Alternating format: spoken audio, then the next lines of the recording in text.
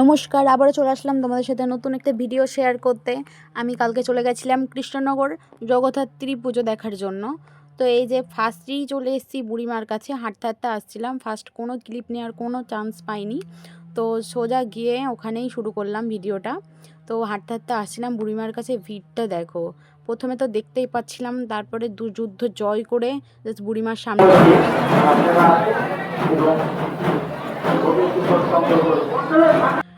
দেখতেই পাচ্ছ বুড়িমার কাছে ওখানে পুজো হচ্ছিল, আওয়াজ হচ্ছিল। তো বুড়িমা যা গয়না পরে আছে, মানে বুড়িমার কাছে 15 কেজি সোনার গয়না আছে, সবই সোনার গয়না পরে আছে। তারপরে চলে আসলাম আবার একটা ঠাকুর দেখার জন্য, এই প্যান্ডেলে একটু বসে তারপরে আবার পরবর্তী প্যান্ডেলের কাছে চলে গেলাম। এইটা বুড়িমার সাইডেই ছিল এই প্যান্ডেলটা। তো এই যে সব ঠাকুরের কাছে পুজো হচ্ছিল। এই যে আমরা রাস্তা দিয়ে যাওয়ার সময় একটুখানি হাই হ্যালো করছিলাম তোমাদের সাথে। তো তারপরেই চলে আসলাম হচ্ছে যে পরবর্তী ঠাকুরের কাছে যাচ্ছি আমরা।